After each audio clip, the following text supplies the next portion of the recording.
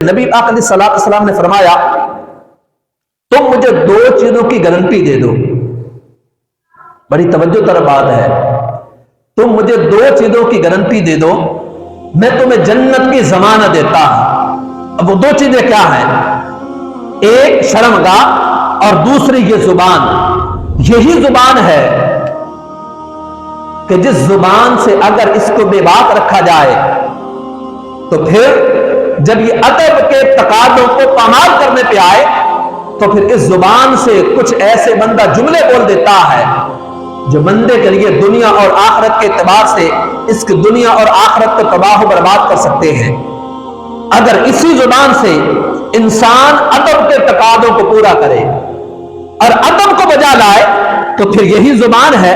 جب ادب کے طریقے اور سلیقے میں رہتے ہوئے بندہ اپنی زبان کا استعمال کرتا ہے تو یہ زبان بندے کے لیے نہ صرف دنیاوی اعتبار سے بلکہ اخروی اعتبار سے اللہ کی عطا کردہ ابدی نعمتیں بندے کا مقدر بنا سکتی ہے.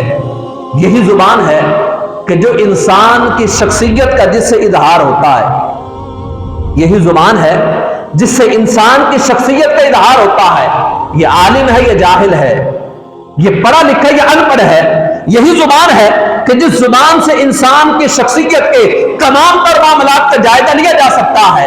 تو میرے معزز, اگر اس زبان سے انسان ایسا اول پھول اپنی زبان پہ لے کے آتا ہے اور جو زبان پہ آیا وہ کہہ دیا, یہاں تک کہ اس کو احاطہ کنٹرول میں نہیں کرتا, تو پھر اس زبان کی جو بے باکی ہے یہ انسان کے لیے خطرناک حد تک اس کو لے جا سکتی ہے.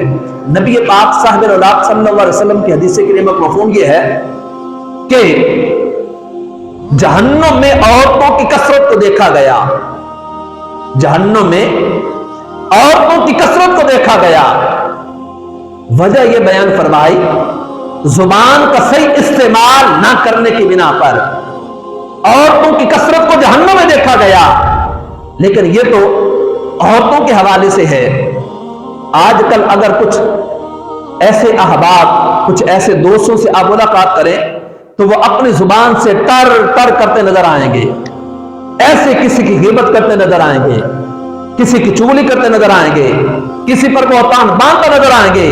یہاں تک کہ بعض اوقات شخصیت کے مقام و مرتبے کا بھی لحاظ نہیں کیا جاتا, بس جو آیا وہ کہہ دیا, اور کہتے کہتے اپنے انداز میں تو شاید وہ بھلائی کرتے ہیں لیکن در حقیقت وہ اپنے لیے جہنم کا راستہ آسان کرتے ہیں.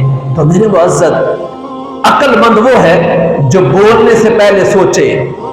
عقل مند وہ ہے جو اس زبان کے اس ٹکڑے کی حفاظت کرے جس کے بارے میں نبی پاک علیہ السلام نے فرمایا تم مجھے اپنی زبان کی حفاظت کا ذمہ دو, میں تمہیں جنت کی گارنٹی دیتا ہوں. تو اس زبان کا صحیح استعمال کرنا, کسی کی غیبت نہ کرنا, کسی پر بہتان نہ باندھنا, کسی چپکی چگلی نہ کرنا, یہ بھی زبان سے اذیت نہ دینا, یہ بھی ایک طرح کی حاجت روائی ہے.